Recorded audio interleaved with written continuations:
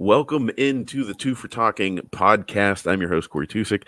I have the comedian, the great Joe Bartnick, and I've got Josh Yohe with The Athletic here. They are the talent. They are the ones to tell you everything that's going on in the Penguin world and the hockey world and get us, tired dads like me up to speed on what's going on in the NHL. So, Josh, first of all, you're selling some couches I saw on Twitter. So if you want to plug that real quick, anybody can reach out. Yeah, very simple. I do have 2 couches to get rid of. I'm kind of in the process of moving, and I have to be out in a couple of days from the old place. I was like, oh God, there's still couches that I have to get rid of. I don't need them anymore. But you get the point. So they're nice, and I'll sell them really cheap. And as I put it in my tweet, like, if you want to come over and move them out, I will tell you some really inappropriate stories from, Penguins, NHL, whatever stuff that I can't actually have published or maybe even say on this podcast. So, very, very limited financial transaction involved. We can even have lunch afterwards if you want. So just slide into the DMs if you're interested. I got pictures and everything.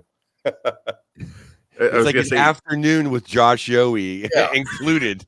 Sure. If you just move these couches. That's great.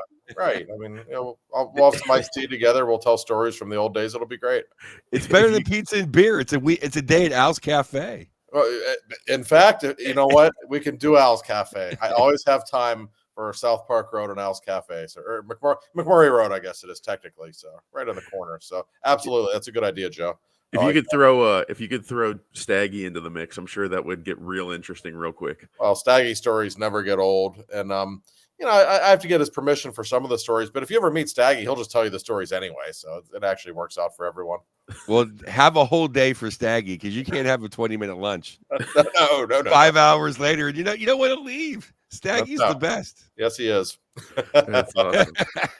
Well, first though, I mean the not a ton of Penguins news this week, but they resigned Puustinen. So where do you think? Were you surprised by that, or is that pretty much expected? No, I don't think it was a surprise. He does a couple of things. He works really cheap, number one. Number two, he can skate. He showed some potential. I think we can agree, Puustinen has graduated to the point where he's an NHL player. So if you lock up a guy for that cheap who can help your bottom six, that's fine.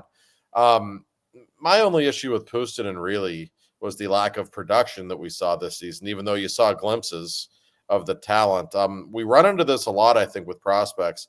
Every time a new Penguins prospect comes to Pittsburgh, we always want to anoint him as the next Brian Rust or the next whoever, just because I think this fan base is so starved for any kind of prospect that can help. So I like Puustinen, but I have a difficult time gauging exactly how good he is when I look at the best teams in the league. When I look at Colorado or Dallas or Florida, like, would this guy really be, on one of the top 6 lines on those teams? I don't think so, but maybe where the Penguins are right now, Joe, he can still be useful. And I do think there's some legitimate talent there. I think it's interesting that you judge guys the same way I do. Like, do they play on a good team? Do they play on a Stanley Cup team? Probably not Valtteri Puustinen, but I do think he does play on the Penguins. And for a long time, Josh, as you were saying, we were thirsty just for NHL level talent. And I think Puustinen is an NHL level talent. I think he can play in the league. He has shown he can play in the league. It's not like, oh my God, he's out there with Gino, or oh my God, I can't believe he's out there, or he should be Wheeling. He shouldn't even be in Wilkes-Barre. So they need bodies that can actually look like they're NHL players. So I'm all for Puustinen, and he played pretty good last year. So another year of development. I'm happy with it. I'd hate to see him go. We bring in somebody worse. That's fair. I talk about the lack of production. I will go back to, I mentioned Brian Rust. He didn't produce much his first full regular season in Pittsburgh. He kind of did everything but score. And you thought, well, is this guy really going to be that effective? We'll see. But you could see little glimpses, the flashes of speed and the ability to create turnovers on the forecheck. And with Puustinen, he only scored a handful of goals, but I think they were all pretty. Like, he can really shoot the puck. And he's one of these guys, I watch him in practice sometimes. Man, it's like this guy should be scoring more goals than he is the way he can shoot the puck. So I think he's one of those guys, yeah, you can stick him on the third or fourth line and he's not going to hurt you. So that's one thing that's relevant. But I also think there is a ceiling there that's a little higher for him in terms of productivity. So I don't think he's anything special necessarily, but maybe he can become a 15 goal guy in your bottom six and then kind of add some skill and maybe be good on your second power play. And that's okay. For 800,000 a year or whatever it is, that's actually a pretty good bargain. So we don't see prospects come around very often from Wilkes-Barre who are worth a damn. Let's be honest, the last 5 or 10 years, they're few and far between. So this is a guy that you could see him just get a little better as time went on. I think Mike Sullivan really likes him and has a soft spot for him too. So yeah, I think it's a perfectly reasonable investment for Kyle Dubas to have made. I also think that, we spent a lot of time, a few of the last years, agonizing on, will someone come up from Wilkes-Barre and actually look like they want to be here and play hard and maybe take a hit to make a play and get their nose dirty? And Puustinen did all that. And a lot of guys refused to either want to get hit or jump in the mix or do anything. And this guy looked like he wanted to be up here. And that's half the battle. I mean, I remember you guys listening to Borky just begging someone to make an impact. And he kind of did. Now, was he, Mike Bossy? No. But he got his shot in there. And, I'm happy for him. I thought he played hard, and I thought he didn't wilt. Most of those guys we've had have wilted and been sent home, and it's like they enjoyed driving the turnpike. They enjoyed sheets. It's like, you want to stay up here. I'm so glad you brought up Borky because I literally was thinking about him when you mentioned his name, because I can't tell you, Joe, how many times during the past couple of seasons Borky and I will cross paths during intermissions, and we'll both be shaking our heads because we're talking about these guys that come up from Wilkes-Barre. They're just going through the motions. It's like, will you like maybe hit somebody, maybe do something to, announce your presence that maybe you want to stay in Pittsburgh? And you're right. Puustinen's an undersized guy, but he does get his nose dirty. I appreciate that about him. And even some of the, really heralded prospects that we have seen come from Wilkes-Barre over the years don't want to get their noses dirty. I remember the first few times I watched Derek Pouliot play, I'm like, this is supposed to be the 8th overall pick. This guy doesn't want to get hit. I know that wasn't his game, but man, there was just a passive feel to how he played the game. And you just can't do that, especially when you're not a first-round pick. If you really want to, do something to stay in the National Hockey League, make some kind of an impact. It doesn't have to be scoring goals. Just do something. And Puustinen, yeah, I mean, there were fluctuations in his game, but I think he really got better in the last month or two of the season. And one thing I will say for him, Joe, he has enough talent. Like, I think he knows how to play with talented players.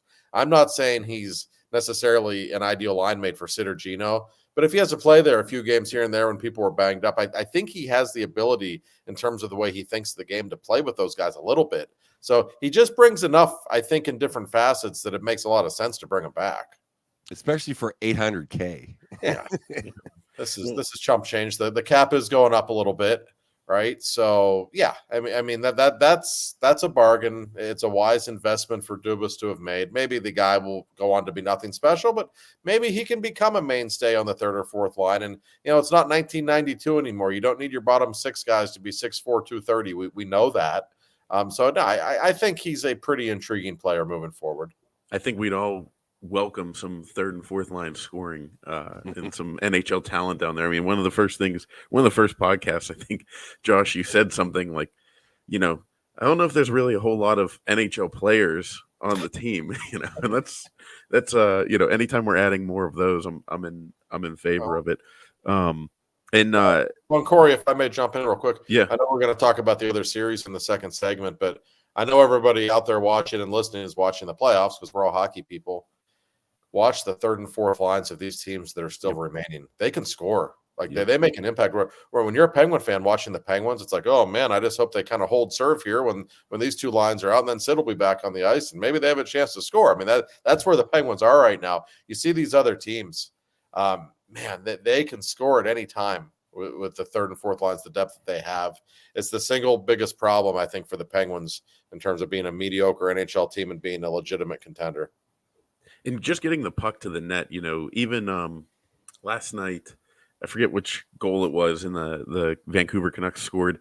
Whenever he had it in his skate, and then I don't know if you saw that, he got like pinned by a skate blade, kicked it up to his leg, but it was just a puck that was kind of thrown towards the net, and just nothing pretty. I mean, it was a backhand that didn't even leave the ice, and he shot it from 3 feet in front of the net. And it's but that is watching the playoffs. The third and fourth lines of the other teams are just making me a little jealous. That's what my dad says. That doesn't even look like they're playing the same sport as the Penguins. Right, every game he watches, like, how can we ever beat these guys? It's like, I was watching the Dallas Colorado game, thinking the exact same thing as your dad. Like, man, this looks like a different sport. These two teams. Well, you know what? And why would I miss? I was rooting for Ricky T, obviously, but I didn't. I really downplayed their chances, and I must have forgot how the 2 times I watched Vancouver play the Penguins, and I was live at the one game in Pittsburgh. They just skated circles around the Penguins, and that first period in Pittsburgh, it was like watching the Lemieux Yager Penguins versus like San Jose. It was there wasn't a chance. Somehow I think we tied that game and went to overtime, but it was like that first period was like. They did tic-tac-toe, like it wasn't even a power play. No, that was they had Pedersen and Miller and Besser on the same line, and Hughes that line. It was bad. No, I mean you see when you watch the best teams, then you watch the Penguins. It's really easy to see what their flaws are. I mean, you don't have to have some astute hockey eye to see it. It's just those teams are bigger and faster and much deeper. I mean, that's just the way it is. I would say they play defense, but with all the blown leads we've seen in the playoffs, I'm not going to give too many teams credit for stellar defensive work. But I mean, you watch these games and you realize that the lack of depth is the single biggest problem for the Penguins, and it has been for a while. It is funny though, like the more you watch, I mean, we watch all these games, is some of the Penguins' problems that we complain about, or I complain about, the good teams do them too. Like, hey, not defend a star player, not stick up for a cheap shot, look for sticks, not for the net. Like don't back check. My 5 biggest gripes, the best teams do those too. So maybe I should just lay off. But it's like it's an epidemic. Well, maybe the Penguins are trendsetters around the league still. I don't know.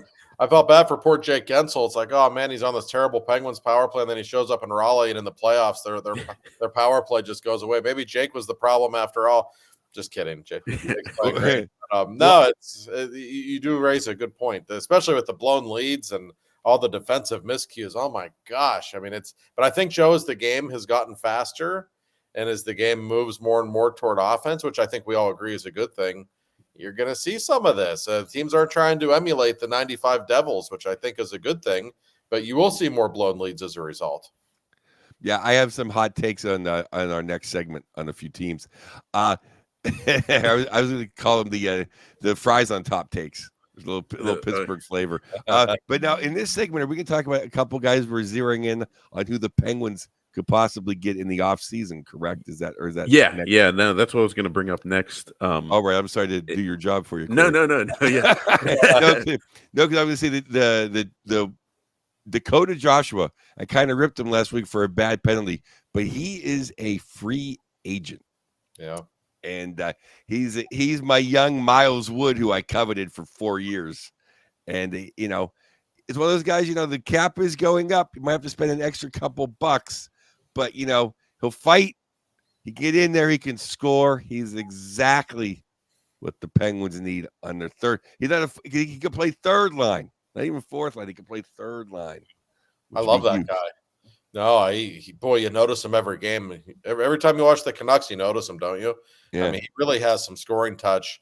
And you're right. We know about some of the big names in Vancouver with Hughes and Miller and Pedersen, Besser, great players.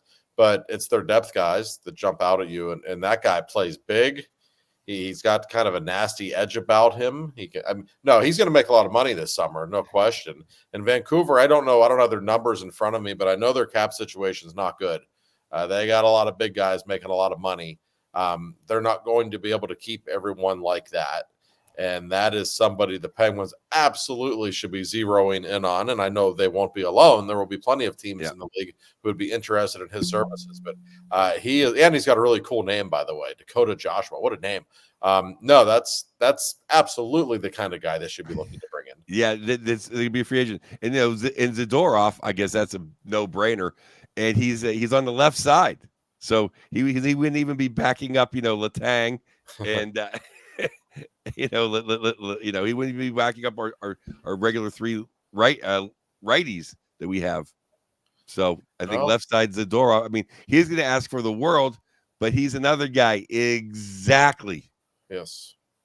What we need. No, he really is, and I'm I mentioned this last week, and I'll say it again. I'm really curious what Dubas is able to do in terms of manipulating the cap a little bit. The Penguins right now have around 12 to 13 million to spend, which really isn't a ton this summer. I absolutely believe he's going to try to get rid of Riley Smith. That's 5 million right there that would be off the books. He tried to trade Riley Smith before the deadline. Nobody would bite because he had 2 years left on his deal. He only has 1 year left now, and the cap's going up. So I think there's a much better chance Kyle could be able to deal him this summer. That would be a big deal. To go from 12 million available to 17. You got 17, even if you re-sign a couple of your own guys, you got some cash to play with at that point. You can really make some upgrades to the bottom six or the blue line, whatever you fancy. So that has to be the first step. But once you do that, a guy like Dakota Joshua, it makes a lot of sense. A guy like Max Domi, we always hear Max Domi's name every year, right? Because it's kind of the connection. Yeah. For reasons I've never understood, his old man Ty and Mario are like besties, which is funny to me. Really good friends, and I know Max Domi skated with Sid before in the summer, stuff like that. And he plays with some jam. He's got some skill. Not a great player, but he's a good player. I think their bottom six could really use someone like him, Joe. Oh, absolutely. Now, here's something I'm going to throw out. And if you're listening, Mr. Dubas, I won't take any credit for it. I would send Jari to Carolina for restricted agent Martin Nashis. Marty Nashis with Evgeny Malkin next year. You get Jari off your books. They need a goaltender. They may be dumb enough to think that Jari. Well, Jari is markedly better than Anderson, right? I mean, in on paper, he is. Ranta and the Russian guy. Chekhov, yeah. Well. Yeah. Right, I mean, and then Nashis restricted free agent. They're gonna cheap him out. They're not gonna pay for him. He's a great player. I love that guy. He's come into his own this playoff. He's woken up. Oh, he'd be perfect for the Penguins. Just he's right-handed. You can stick him on the left side of the power play, which is exactly what the Penguins need. Hunting pucks. Yeah, a very good top six winger. I've always liked him. I don't know if Carolina would go for that. If I were the Penguins, I would go for it in a heartbeat. I've said it about Jari. He has talent. We all know that. He's a pretty good regular season goalie. We all know that. If I were Dubas, I would absolutely consider moving on from him. I just don't trust him in big games. I don't think he's very mature. There's a lot of reasons to move on from him. He's 29 now. He's right in his prime, but he's not a kid. No, I would consider moving. I haven't been told that they are interested in moving Jari. I'm curious because they gave him that 5-year deal last summer. And I know for a fact they did not want to give him 5 years. They also didn't want to lose him, and it was a bad goaltending market, so they did what they had to do. If the right deal came along, I do wonder if they would consider it. But it has to be, I think, in conjunction with then keeping Alex Nedeljkovic, who's, I think, a pretty good bridge goaltender, really popular in the locker room, obviously instrumental in their late season surge. So a lot of moving parts there, but I still think Jari's name is one to keep in mind this summer. I think he probably returns next season, Joe, but I don't think it's a lock. I'm just a big Marty Nashis guy, and he had about 2 or 3 years ago, I thought he was really an up-and-coming guy. He kind of fell off a little bit, and then this year, and especially in as him and Jake have carried that team in the playoffs. And it reminds me of a guy named Val Nikushkin, who in Dallas was the next coming of Jaromir Jagr, and then kind of Roy Hobbs'd it. Like, what happened to him? And all of a sudden, he reappears in Colorado, and he's going to get the Conn Smythe. Was he shot in a hotel or no? I don't think so. But no, well, he's done a few things in hotels. He has, yeah. I actually caught myself right when I said that. Oh man, that's the wrong guy to be talking about hotels. Boy, he's a hell of a player, though. Right? Yeah, I mean, he's a great player. No, Nate's just is a guy. I've always liked him. He's, certain guys around the league, you're just watching games and they just jump out at you every time you watch a certain team. He's that guy. That's what I mean. He's so good. I really like him a lot. I'm on the same page with you on that one for sure. And when you look at Carolina, I mean, the question really becomes, what's going on with Jake Gensel? I'm sure they'd like to keep him, but Carolina doesn't really like to spend huge money, and Jake isn't exactly hurting his cause with the way he's played this offseason. I mean, this guy's going to be making a ton of money on July 1st if he so chooses. We all know that. So bringing it back to the Penguins, is there any chance that Jake comes back to Pittsburgh? I think it's unlikely. I will not completely rule it out simply because I know the captain of the hockey team would very much approve of such a move. And I know Jake loves it here. I don't know if Kyle Dubas thinks Jake Gensel's worth $9 million a year for 7 years or whatever he's going to get. I don't know that for a fact. Kyle hasn't said that, but I just have that sense that maybe Kyle never really felt comfortable giving him a mega deal at his age. I'm pro Jake as much as anybody, and I think Jake is in double digits. Someone's going to pay double digits for Jake, and somebody should, but it shouldn't be the Penguins.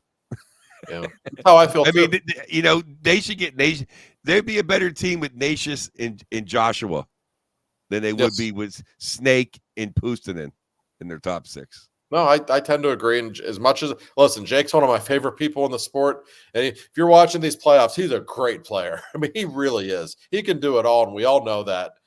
As I always tell people, though, Jake's about 5'10", maybe 165 pounds or something. He's going to be 30 in October. And my God, does he take a beating. The Rangers just beating the hell out of him every game. God bless him. He keeps getting up, but you have to wonder how effective he will be at 34. And if he's making $10 million a year, and you're right, somebody should pay him because he's a great player. If you want to win right now, you want that guy on your team. But it's still a contract that I suspect could be problematic 4 or 5 years down the road. Well, I mean, don't get me wrong. I love Jake, and I don't know the inner workings of how it happened, but like, if he wanted to be here, he could have signed. Like, I know he liked it here, but that was the thing that always, threw me off whenever they were showing pictures. People were posting pictures of him sitting there, on the bench, like at his last game, looking up at the scoreboard, like, all sad. And I'm like, this isn't like they're sending him away to boot camp, and kick him out of the house. It's like, he could have stayed. I don't know about that because I'm not so sure that Kyle Dubas ever offered anything resembling a deal. That was the problem. There were some reports out of Toronto, of course. Jake Gensel turned down it was over the All-Star break. Yeah, that's what I was reading. So yeah, that's I don't want to get into the specifics. It was he turned down some offer from the Penguins. I can tell you that was absolutely not true. And in fact, Jake was furious when the first practice back from the All-Star break. He's sitting there at his locker just shaking his head. And I had a little chat with him, and I quickly learned that there was no offer made, that kind of made him look bad. He didn't like it. He's like, man, people are going to think I don't want to be here now. They never really got to the point, his agent Ben Hankinson and Kyle Dubas, where they had hard negotiations. It never really got there. And Jake's people kind of felt like, man, they really want to trade me and get a bunch of prospects. So I think that was probably the bigger issue with that. Well, and don't you think that Jake would be kind of, I don't want to say dumb, but, I think you got to go to free agency to see what's out there. He's too damn good to take a sweetheart honeymoon hometown discount.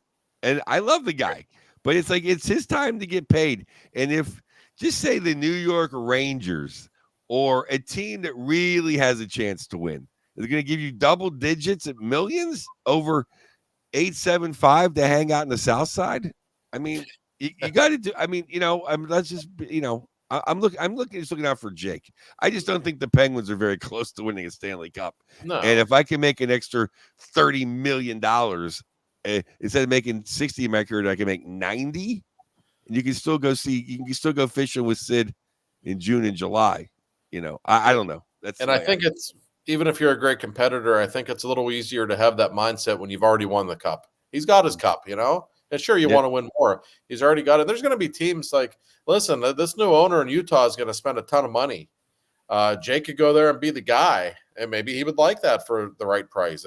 There's all kinds of teams that would be interested. I think Detroit would make a ton of sense for Jake, a guy who knows how to win, joining that young, talented team. There's going to be all kinds of teams throwing money at him. And the Penguins, even if they did want to bring him back, and maybe Sid can talk Dubas into it, they're not going to offer what other teams can offer him. I think that's pretty clear.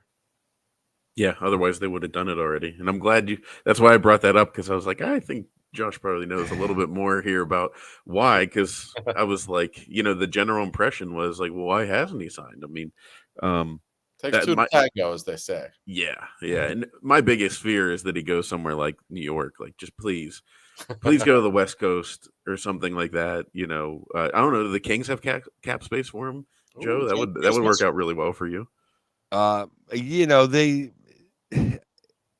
I'm sure they. Well, you know what? They're probably pretty up close to it because they've signed everyone to big ticket free agents right now. But they want to make big moves and move people out.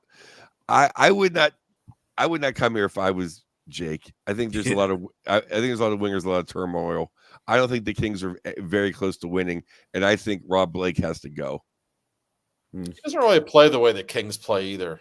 I was saying that was have bigger guys. Like, I don't know. I don't know how he'd fit in with that, but they've got one guy in particular who's making way too much money there who's a real problem. So, oh my God, it's the cross. I bitched about that for a year. I don't even talk about it anymore.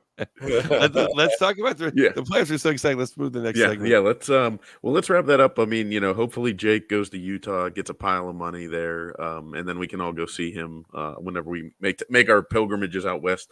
But when we come back on segment 2 for talking, we're going to talk round 2 of the playoffs, get in depth on what's going on in the Stanley Cup playoffs. So keep it right here for 2 for talking. Welcome back to the segment number 2 for talking. We're going to talk round 2 of the playoffs. It's a lot of twos to throw out there.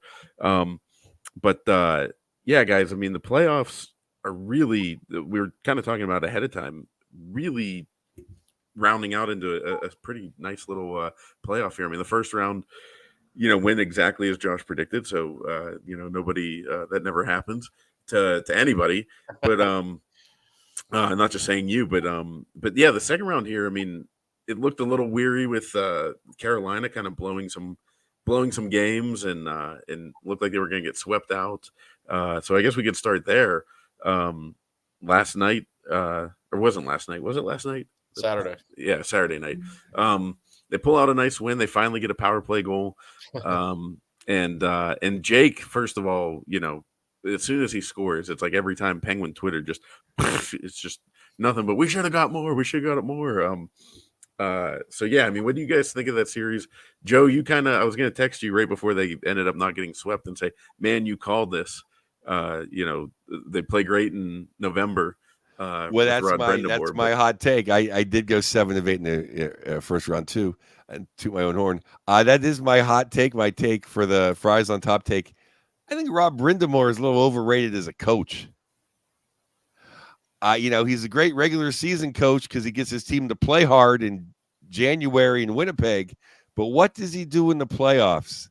First off, he scratched Evgeny Kuznetsov in game 2 because he took a bad penalty in game 1. What has that team been begging for years? Oh, a guy that can score. What didn't they have? Power play goals. They didn't have one till game 5. So let's scratch Kuznetsov. Did it send a message that, hey, don't take dumb penalties? No, because his team kept continually taking dumb penalties and putting a great power play the Rangers had on the ice. Then he has 2 power plays.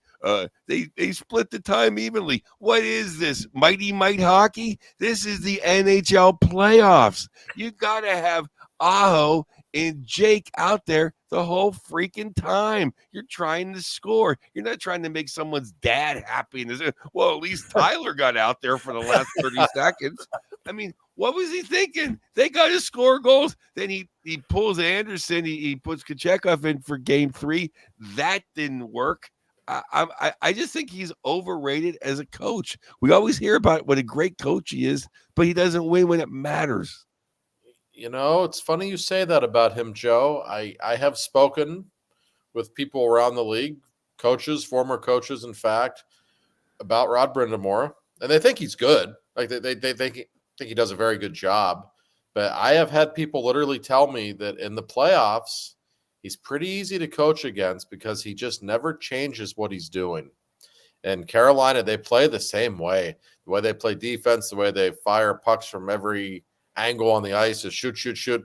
Anytime you see a Carolina game, oh, wow, they're out shooting them 41-22. They must be a lot better than that team. Not necessarily. That's just how they play. Like they're like the anti-early 90s Penguins who, like the 92 Penguins would get outshot 46-20 and they'd win 7-5. That, you know, they didn't need many shots. They were looking for the perfect play and they were so good they could do it. Carolina's the opposite. So, no, I think he's a good coach, but there's no denying that in the playoffs, Carolina, I don't know if underachieved is the right word, but they've certainly never overwhelmed anyone. They've never won a series they shouldn't have won, and they've been terrible on the road the last few years in the playoffs too. When Rod doesn't get the matchups he wants, his teams have certainly struggled. Now, I will say for this series, like it's 3-1 Rangers. They were up 3-0, of course. I didn't feel like they were that much better or that dominant. These teams feel pretty evenly matched to me, but what do the Rangers have? They have star power, and that's what Carolina never has. Carolina's got 12 to 15 really good players. They don't have a superstar. You know, they don't have that guy that can take over a game who can make a play like Panarin did in overtime to win that game. Or, you know, a defenseman like Adam Fox, with all due respect to Brent Burns, he's not the player he was. He's almost 40. So the Rangers just have that star power, and I think that's what's putting them over the top right now. You almost started to sound like Brind'Amour when you're like, well, I see these games are close.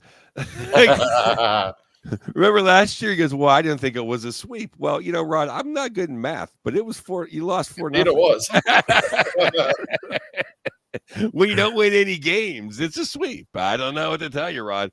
That's the thing, is teams are always close, but close doesn't count. You're not going to get the loser point in the playoffs, Rod. I don't know. He seems like a nice guy. I'm not against him as a person. I just think he's so overrated as a coach. I think I said he gets everyone plays. He gets his team to play hard when no one else does. He gets all those points that the Penguins and every other team of superstars pisses away in December, January, and February. Look where they're at. And then when it comes down to mano a mano, talent on talent, they just don't have it. Or when he does have it, he scratches it for taking a bad penalty. Well, and then Kuznetsov obviously came back and had quite a snipe and showed him he shouldn't be on the bench. For the guy he put in, Max Comtois. I've wanted the Penguins to get Max Comtois for 5 years, but they found him in the minors. It's not like they brought up somebody like, oh, okay, well, he was Kotkaniemi was hurt, so let's put him back in the line. I mean, he brought a guy he only played like one shift with the team all season. And no, you're right. And by the way, speaking of the Blue Shirts, I will say this for them: when Shesterkin's playing at a high level, it's not going to be easy to beat that team 4 out of 7 games. It really, they are so opportunistic offensively. That power play is so good. Our guy, Vinny Trocheck, playing out of his mind. But when Shesterkin is that good, I don't know what happened 2 years ago. The Penguins really got to him in that first round of the series they should have won. But since then, Shesterkin's been very good in the postseason. He's starting to figure it out. They've got that look right now.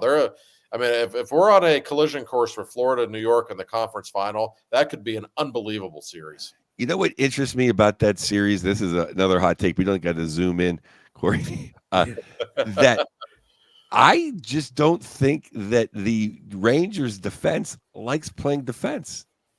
I think they love being up ice. I think they love the rush. I think they like hitting people.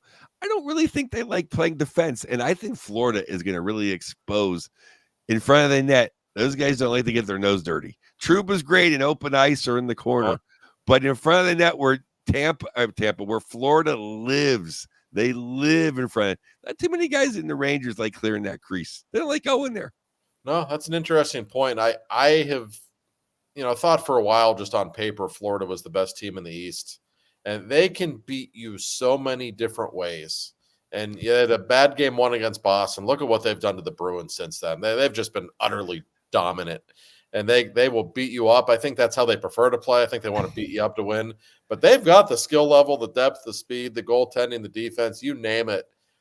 You could make a compelling argument that they're the best team in the league right now. They really, top to bottom, they are a scary hockey team to play against. Sam Bennett's driving everybody nuts. He's gonna, like, if they play the Rain, if he has to go against Trouba next round, he might like have a pocket knife with him and under his pants or something, and we might have to see a real knife fight in the middle of a game. I'll put my money on the Panthers. That's a nasty, abrasive hockey team, but I love watching them. Like, I think they're fun. Like Kachuk, doing Kachuk things and fighting with Pasta. Like, that was great stuff. Even Paul Maurice after the game basically said, "Were you not entertained? Like, isn't this what the playoffs should be?" And I thought, yeah, he's got a pretty good point. I did rather enjoy it. And thumbs up to Pasta too for that. I mean, stick taps all around. That's the way it should be. That's right. Barkov, though, going back to my point, how if Patrice Bergeron actually had offensive skill and not just we just weren't told that, for 15 years. Barkov he Lemieuxed him. He went right through everybody. Oh yeah, great player. He's one of my favorite players in the league. And like I said last week, when you're talking about matchups in a playoff series, when I look at Florida, he's still the first guy I look at. Man, we got to deal with this guy. He's going to shut down our top center, and he's still going to make plays like that offensively. That guy was born to thrive in the playoffs. I'm so happy with the Florida Panthers, and I love watching them play. I don't even gag when I see Erod score, which is a big thing. Well, he's fitted nicely there, by the way. He has. I mean, he hasn't taken his stupid penalty yet. I couldn't believe it. What's Maurice feeding him? Well, and I will tell you, I'm sure we've talked about this before. I don't think on this platform, but the reason the Penguins really soured on him was the penalty he took in Game 6 against the Rangers 2 years ago. That's why I soured on him. I mean, I didn't think he was Clark Gillies before that, but I mean. Right. People always say you always remember the losses or your bad sets. I know every bad penalty we've taken since 1980, and that was one. One of the worst. We should do a segment on Geno Malkin at some point, then, I guess. But no. Well, consequential bad penalties. I mean, he doesn't take them really in the playoffs that much when they really kill you. That's true. He just like in those November games against Carolina, Geno just loses his temper very easily. Oh, absolutely. Just you can see it coming. Someone shoots the puck of him. The back check is going to be a penalty. It's like it's usually when we're down by 2 and we're just getting some momentum. You think, oh, maybe we're going to come back and pull this off, and then he'll just finish it off with a nice. And young Geno would steam in the box and then come out and score. Yes. And now old Geno just doesn't do that. Just steams in the box and doesn't. I always said angry Malkin was a better player than angry Crosby. Sid's not always at his best when he's angry. When Geno would get mad, yes, much like Mario, who was the ultimate. When Mario would get irritated, like, there's a goal coming on the next shift. Like you knew it was coming, and he was that good he could do it. But yeah, getting back to Erod, he's been a nice fit there, and we know about it. He's streaky. He's like the streakiest player ever. But he's still helping their bottom 6 regardless. And then he'll go on one of his hot streaks when he's going to score a goal three nights in a row. That's who he is. But he's been a really nice fit down there. That team, again, these good teams are so deep. And I think Florida's just yet another example of that. They look, I mean, for my money, they're literally for my money, they're the team that should win the Stanley Cup.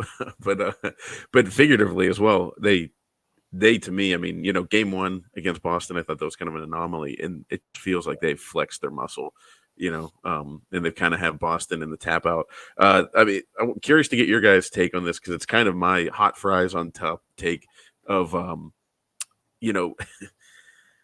Boston fans are flipping out about the Marchand taking the fist to the jaw. It just is incidental to me. Like, he was not trying to punch him. I mean, I think he was trying to hit him. But his hand got loose and knocked him out. And, the rat got a little taste of his own medicine. Maybe somebody should have licked him while he was on the ice and it could have, really got everything. But that's like cry me a river, Bruins fans. Like, I mean, they're just going nuts. I saw even a Barstool there, obviously, because Dave Portnoy's huge Boston guy, so he might run the Barstool Twitter account, and they shared out, hey, it's here's the Panthers beating the Bruins, and it was the team of refs, I don't know if you've seen that. Like they all wear like referee jerseys, and I'm like, come on, like they're just a better team. They're a very good team. They're beating you. Take your medicine. Well, Boston sports fans haven't had enough good fortune in the last 25 years, so I clearly think they have reasons to be upset. I will not even get into the Tuck rule and my thoughts on that fateful evening. TNT showed a replay last night, a reverse angle of the play, and I can see why Boston was aggravated. It was kind of a dirty play. I just can't feel any empathy or sympathy for Brad Marchand. I just can't. He's done stuff like this his whole career. It's going to happen. He's a great player. I respect him greatly as a hockey player, but you would have to do an unbelievable amount of dirty things for him against him for me to say, oh, but poor Brad. I really feel for him now. I feel the exact same way. I love the Rat. A lot of people in Pittsburgh hate the Rat. I love it. I'd take him on my team any day. I think he's. I love the Rat. Hall of Famer. But the same way, I did not complain when Sid hit Trouba. This is the bit, or Trouba hit Sid. This is the business we have chosen. Playoff hockey. Speaking of Trouba, it's playoff hockey. It's you live by the sword, you die by the sword. Any more cliches you want, but not to get back to the Rangers. If he would have done that to Verhaeghe, they'd be throwing him a parade in Boston. So that's right. Yeah. Trouba. Like, how about his flying elbow on Kuznetsov's goal? Like, he can't help himself. No, he really can't. It was like a kamikaze effort he made into the boards head first. And when you watch Trouba play, it's just amazing to me. Like, it's his default mode now. He just has to stick the elbow out when he hits people. I don't think he can control it. It's just absolutely default mode at this time. The chicken wing comes out. He is who he is. But I agree with Joe. I don't know that Florida would be a great matchup for him. Trouba does some things very well. I think he would have his hands full with that team, and that Florida team will not be intimidated by him one bit. They are the baddest bullies on the block right now. Yeah. And the thing I love about the Florida team is that the rest of the teams, other than Carolina, everyone they've faced, I'm really happy to see them take them out. So I'll be happy to see them take the Rangers on. Over on the West, though, we've got Vancouver last night jumping up to a 2-1 lead in the series. And I don't think it was like the example you made of the 93 Pens of only scoring 7 goals on 20 shots. Like, but they got I thought pretty worked by Edmonton, and still pulled out a victory. So what do you guys think of that series? Well, Joe, I think Vancouver is an incredibly well-coached hockey team, and I'm biased, but you watch their defensive habits. Like, that they were outshot and they were outchanced. Well, guess what? Edmonton's a better team. Edmonton has more talent. We all know this. But they're not giving up the odd man rushes. They're playing a really smart brand of hockey. And you can say, well, Edmonton's probably the better team, and they've been the better team through 3 games. But you can also say, Vancouver's up 2-1, and the only game they lost came in overtime in a game when they were winning in the third period. So they're doing something right with their third-string goaltender, by the way. And I also think Edmonton's goaltending is starting to become a real problem. And now all of a sudden, it's 2-1 Canucks, and the pressure that's on the Oilers. I can feel it 2,000 miles from Alberta. I can feel the pressure on Jesus already, Joe. Yes, Josh. It's really coming back down to, Hyman will have his cameos, but it's really just Leon and Jesus. Yep. And it's all of them. And they're not really getting any help from anybody else. And Vancouver is playing like a very solid team, and they have they're 1 through 6 defensemen. They have Quinn Hughes up top, and Zadorov is great. Yep. And Hronek, I liked him. He was in Detroit. He's fitting nicely. I like him a lot. But just like our old buddy Cole and Susie, they're professional 4-5s. That's right. They clear the puck. They clear the crease. They'll hit you in the corner. They'll cross-check you. Edmonton's guys, they don't really do all that. So it's like they're nullifying it. You're never going to nullify Jesus and Leon completely, obviously. But they've nullified like everybody else. Shelov's, hey, they're riding the hot goaltender. And Vancouver has, besides the fact, Besser, I always thought he was kind of an athletic snake. A little frail, but athletic and can get to his spots a little quicker. He's got a great shot. I mean, JT Miller, Pittsburgh. I love JT Miller. Oh, yeah. Great. And even Pedersen's waking up a little bit. And the rest of their guys, they're good. 2, 3. They're like an expansion team of like they have everybody's best second and third lines. No, they do. And their depth guys are better depth guys that can actually score than Edmonton's. Oh, yeah. And let's face it, Edmonton has like a coach on like, a Make-A-Wish program, and Vancouver has not Make-A-Wish like he's ill, but just like, it's come to work with Paul Coffey Day, and Vancouver's got like 4 stone cold coaches. They got Ricky, they got Yohe, they got Gonchar, they have they have a whole team. They got JR back there calling shot. It's like, Vancouver's poised to just imagine if Demko was in that. You'd be done. You might be right. I feel like the Canucks have taken on their head coach's personality a little bit too. And I love JT Miller. I forget it was game 1 or 2. I was focused on JT the first shift of the game. He went after Jesus about 4 times. He was going right after him. Like they're not afraid of the Oilers. And were they 4-0 against the Oilers this year or 3? They might have been like 6-0 because of 4 regular season, 2 playoffs, I think, Josh. Yeah, the first 2 games of the season, I know they beat them. They crushed them in the opener. They're not afraid of that team.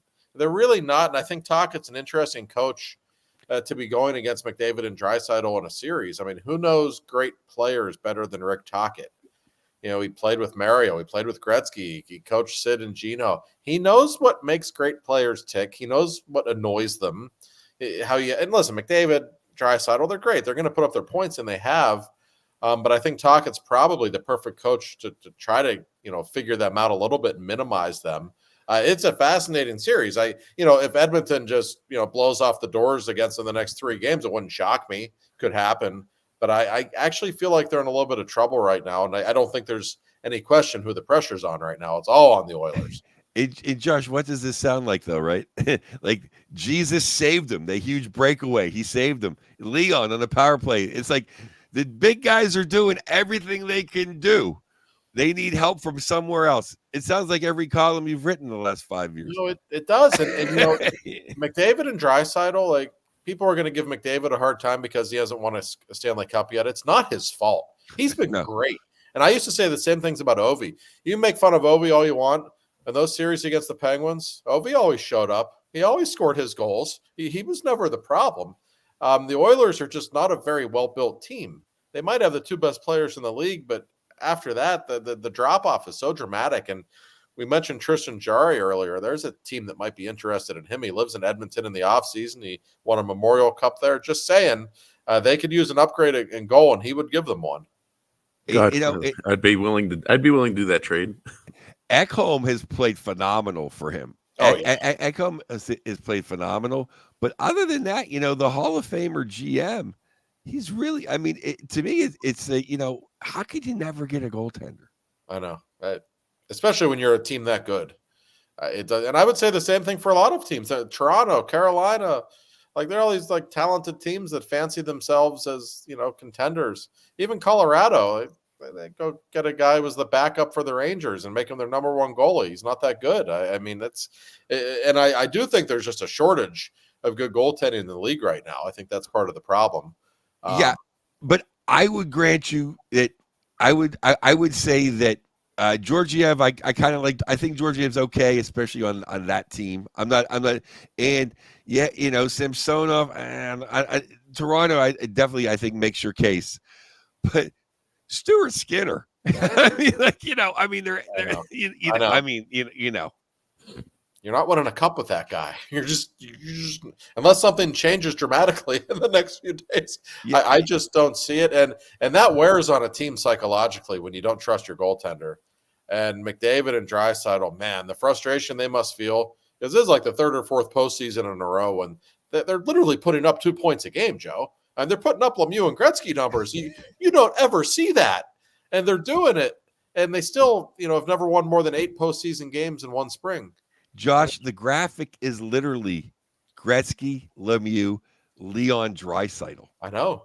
Think about he's number he knocked out Curry, Messier, Crosby, everybody. It's Leon. No, and he's great, and he's playing hurt, and he's still putting up his numbers. Man, that's just a lot of pressure on those two guys, as great as they are. I will give them, if they pull it off and win the cup this spring with that roster, man, they deserve all the credit in the world, but they still have to win, 11 more playoff games? This is no knock on Ricky T. I'm rooting for him and my boy Sammy Laffer. I'm going to see Vancouver do well, but I'll tell you, if they somehow squeak out of this, they're not beating Colorado or Dallas. I wouldn't think so. No, and I guess we should transition to that series. Isn't it funny how the playoffs can totally change your perception in a couple of days? Like about 3 days ago, I was thinking, man, Colorado, they got a gear nobody else has. I think they're going to win the whole thing. Then Dallas just shut them down, especially in Game 3. It's like, whoa, what Dallas did got my attention. That was really impressive the other night, guys.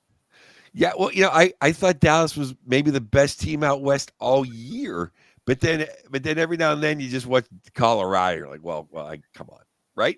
That's what really happens. Sure. There's just days where Colorado just looks like the Wales Conference All-Star team. It's just okay. You're not going to beat them. But then Dallas has Dallas has a few guys just like Stankoven. They can just come in there and just, and old man Sagan scoring big goals. Mm-hmm.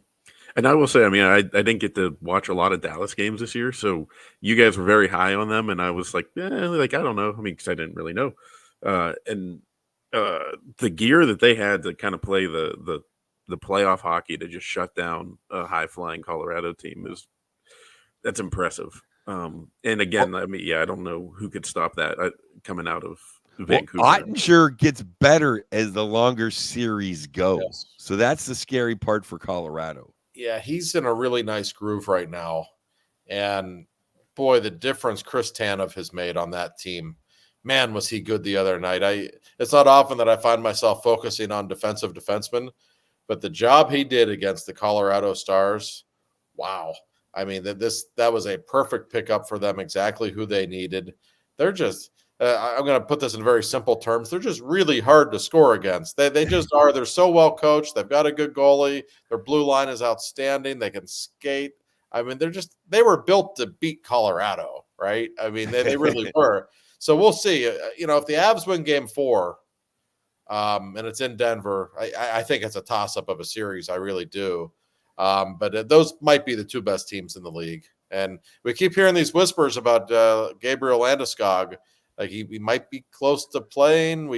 I don't know if that's legitimate or not. We keep hearing whispers about it. He's skating every day. That would certainly add some theater if we see him take the ice one of these nights, would it not? But it's a great.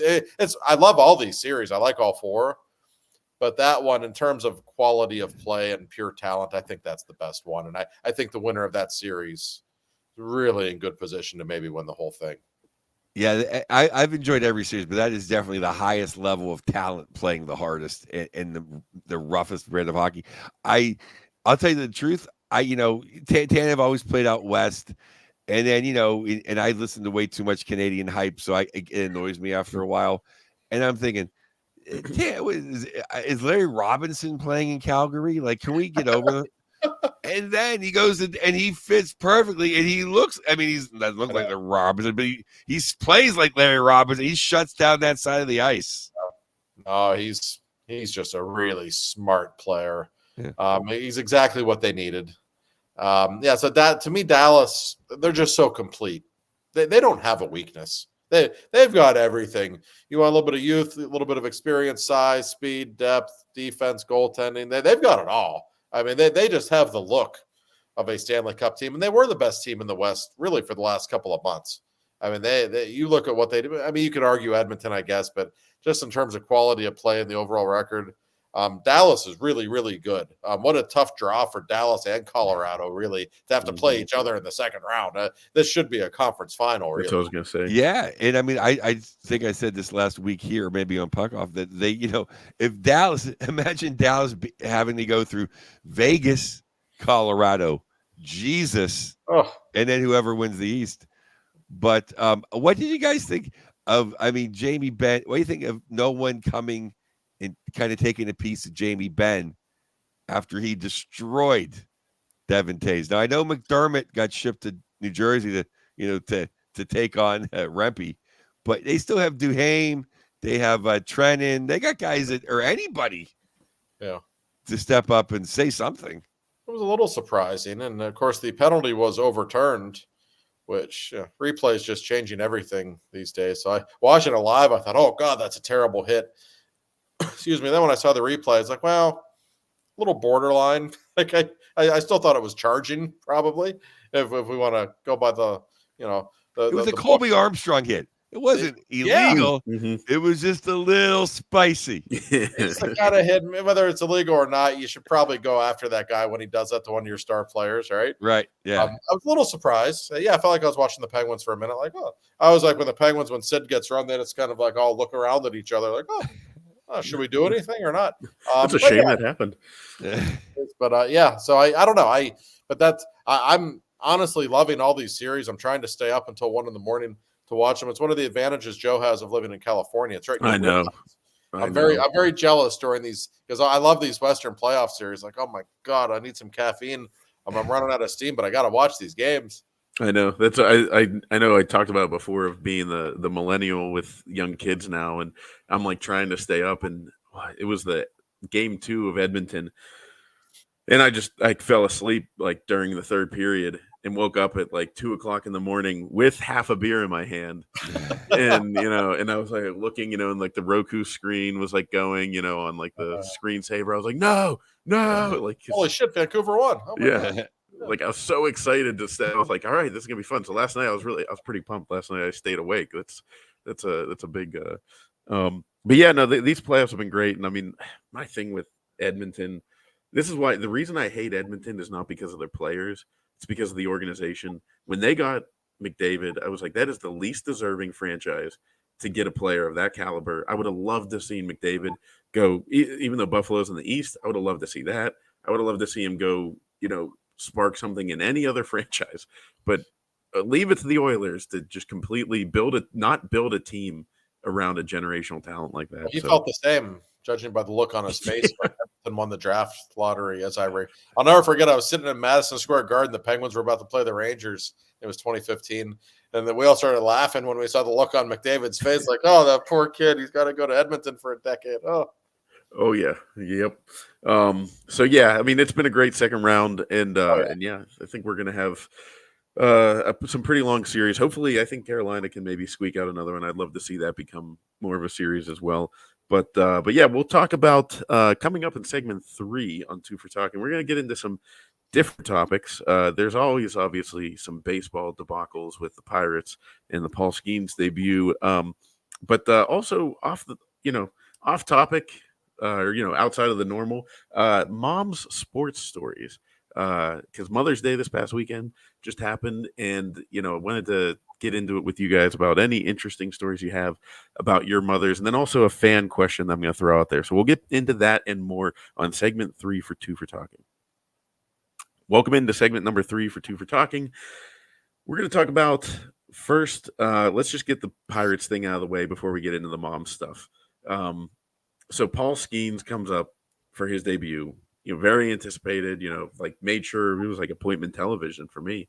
Make sure, watching this guy come in, and he did all right. He didn't do, it wasn't Strasburg level, entrance to the MLB where he just struck out 14. Although maybe he could have if we would have let him pitch longer. I don't know.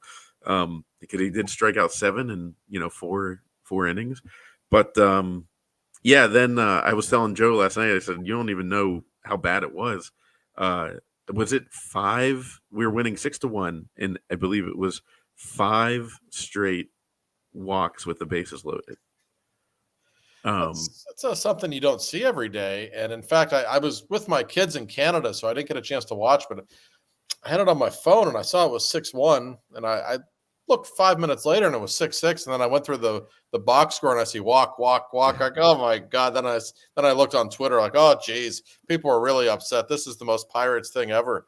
Only the Pirates could do something. My favorite part is Madden was flipping out because he's in Vegas. I saw, and he said my ticket, my bet on them is flushed. He bet on them straight to win the game, and he was flipping out. So it was pretty entertaining to watch. And then they end up coming back and winning that game, after like a 4-hour rain delay, and he posted a picture. They taped his ticket together. He actually had like ripped it up, taped it together, and cashed it in, and he ended up winning his bet. But yeah, I mean, it was just like only the Pirates could do that. I mean, it was like 5 straight walks, and then an infield single.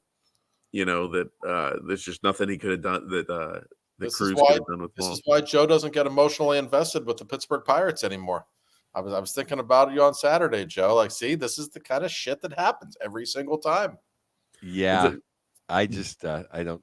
Honestly, and this will sound people won't like to hear this, but honestly, when there's baseball on, and then there's that like international tag contest.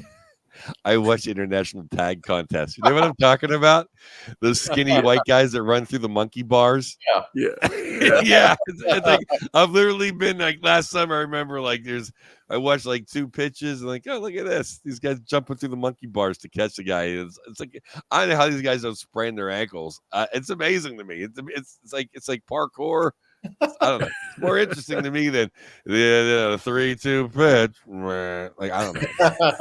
I might have to do a 4th segment on this moving forward. I don't know, but I will say my biggest problem with the Pirates, other than that they're cheap and that they never win. Those are 2 big ones. Yeah, my biggest problem with them over the years, they're boring. There's nothing interesting about them. So at least when Skeens is on the mound. Like you said, I mean, listen, the city was excited for that game, and that doesn't happen with the Pirates very often. He is the biggest prospect to have joined the Pirates in, I don't know how long. I mean, probably since Barry Bonds, I guess. Mm-hmm. I mean, this is one of the most hyped prospects ever. So it will be exciting to see how he proceeds, and I hope he does well. It'd be nice for the Pirates to be relevant. That's for sure. But man, that game on Saturday, then he had like the 3-hour rain delay. Mm-hmm. Right after all the people get walked in a row, like, oh my God, nothing can go right for the Pirates. I'm actually astounded that they won the game. Oh, don't worry, they turned it around and lost on Sunday. So, I always wish them well, though. I always want them to do well. I'm not a hater. I just don't want to watch. It's just, I mean, I don't know what it is. I think for me, like, I love the game. I think hockey was obviously my number one growing up, and I feel like. Hockey and football are like 1 and 1A. I don't know which ones. Basically, whichever one's on TV is the one that's my favorite at the moment. But for baseball, to me, I think it was like almost like a nice like country club, like leisure activity during the off season for the other stuff. It's like go to the ballpark. I can sit here, and if my team wins, great. If they lose, you know what? There's 161 other games. I'm not going to it's a pastime. Yeah, it's great. The afternoon is usually between all the free agent news being over and then Latrobe. There's usually 2 weeks where I just can't watch tennis. I just can't watch golf, or I will be sucked into a baseball game. But like I said, last summer, it just didn't happen. I mean, even up until a few years ago, I enjoyed baseball. It's not like I don't want to.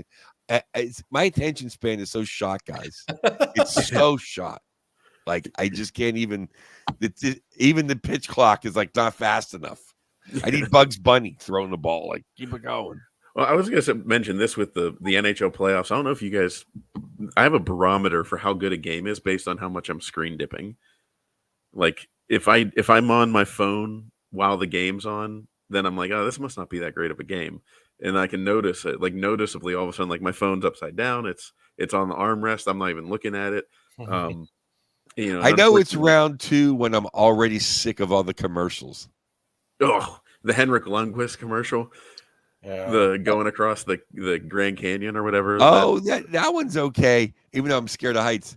Who are they? They must be basketball players because I don't think they're rappers. Yeah. Who's the black dude? I don't even know. One guy's black and one guy is something. I don't know what he is, but they're trying to rap or sing or whatever in front of the hotel. What a girl! You know that one? Yeah. I must phase out commercials. The only one I actually kind of like the one where the Colorado Avalanche fans, they won the cup the night they weren't together, so they decided. Oh yeah, no, those ones I like that one, but it's just the same commercials over and over again. I don't know why we can't have a little more diversity in our commercials. Because by the conference finals, like Jesus, I don't need to see this same commercial. I will never support this product now. I'm tired of it. I'm against the product. Mother's Day just happened yesterday, and I know we're all mama's boys here. I know that. So I'm a proud card carrying member of the Mama's Boy Club. But do you have any particular memories, like funny, interesting sports memories with your moms? And my mom is not a sports fan at all. And she will begrudgingly go to Pirate games with the entire family if everyone's going because she's just happy that the family's together. And then my dad, this is back in Three Rivers Day, one year just decided, hey, let's go to the Pirates game. It's not even in PNC Park; it's in Three Rivers. Let's go to the Pirates game on Mother's Day. Sit in the outfield, sweating. They gave us sweatshirts. I remember with a giant eagle on it. Like it was just like I was like, man. Even at like 10 years old, I'm sitting there looking at my dad like, Dad, this is a swing and a miss. Like this is a really, really big mistake that you made. So yeah, I mean that's my one fun Mother's Day particular story. It doesn't have to be Mother's Day, in particular. My dad will always say that I scored more goals when my mom was at the game than whenever he was at games, and I think it was true. But any in particular? I mean, Josh, your mom is always blowing up your phone about Pittsburgh sports. So well, I was raised by a single mother. My dad really doesn't like sports very much. My mom was the sports fan. I mean, she literally was the person in the church youth group who always had to sit in right field to see Clemente play in Forbes Field in the 60s, right? So it's always been a huge part of our relationship. One time on Mother's Day, we were at a game in 2002, and Tony Womack hit a foul ball. And I thought it'd be nice. I'll try to catch a foul ball on Mother's Day for my mom. And I tripped on my mom's leg, and I fell over, and the ball hit me in the wrist. Thought I broke my wrist, but we got the ball. And she looks at me and she said, I could have caught it. You didn't need to jump over me like that. I'm like, well, sorry, I was trying to be the hero there, Mom. But no, I have so many memories of my childhood. Back in the 80s, the Penguins, back then they weren't as popular as they are now. So they would actually go to car dealerships all the time.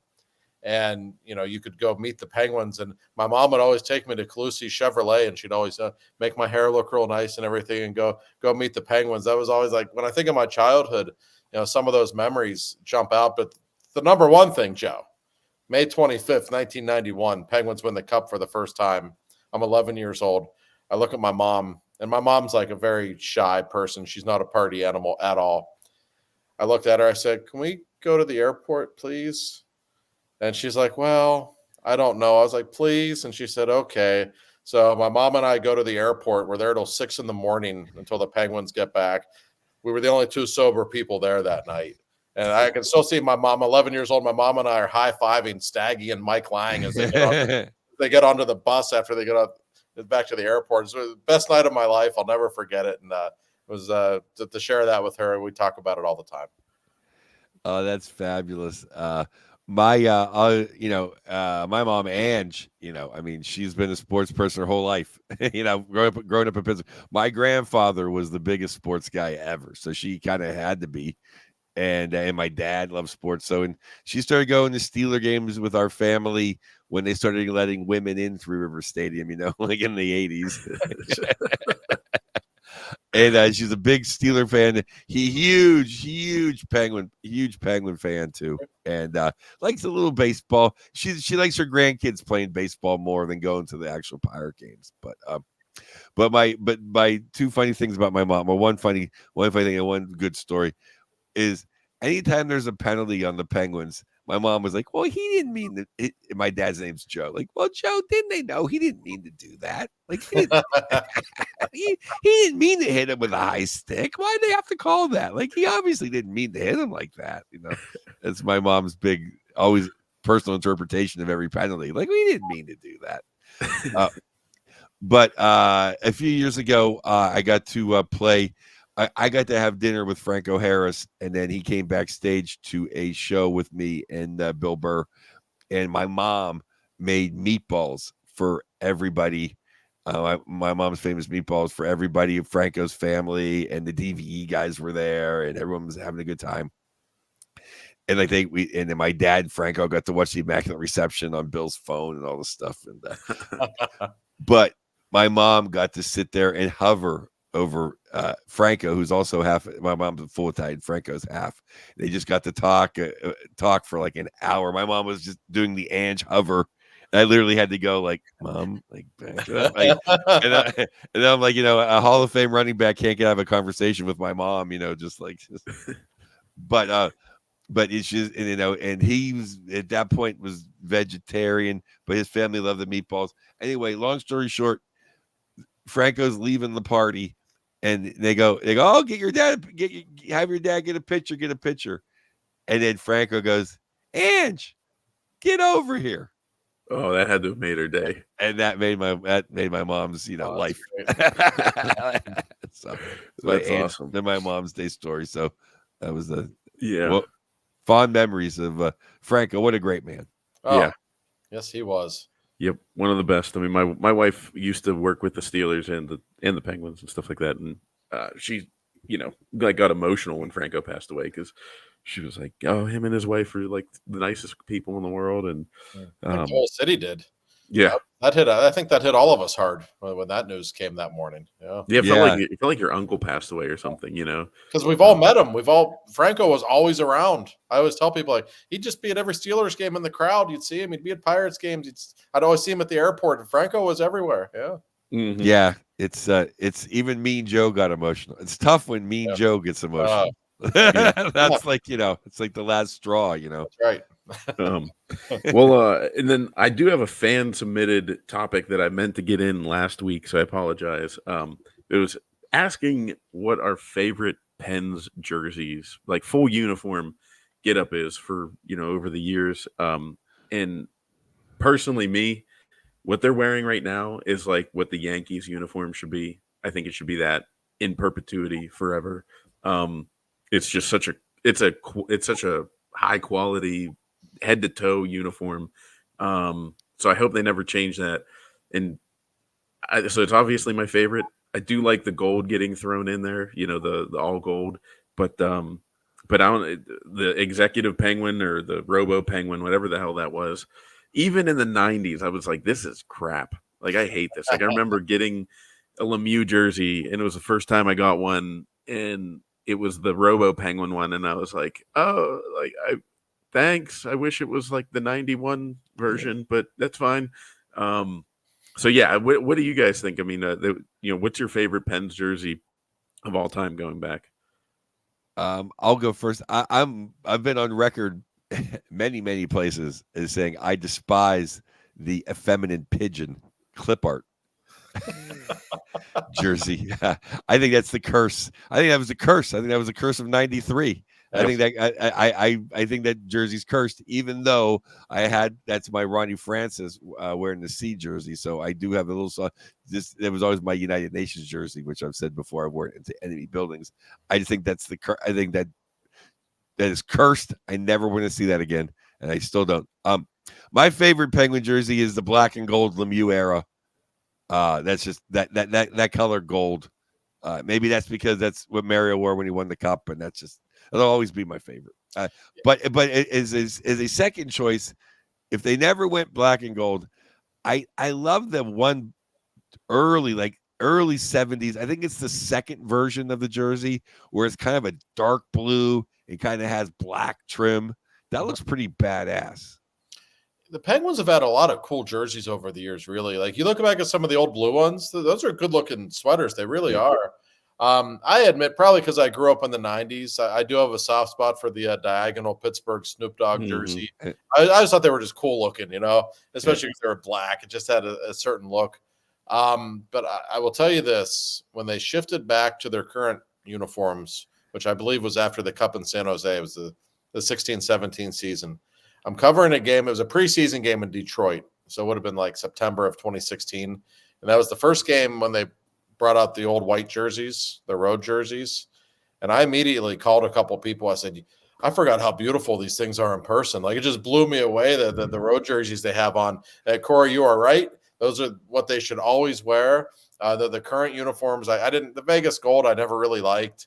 You mean the khaki? Yeah, right. What they're wearing now, like, they are beautiful. They never touch them. I don't mind the third jerseys coming along every now and then. I get it.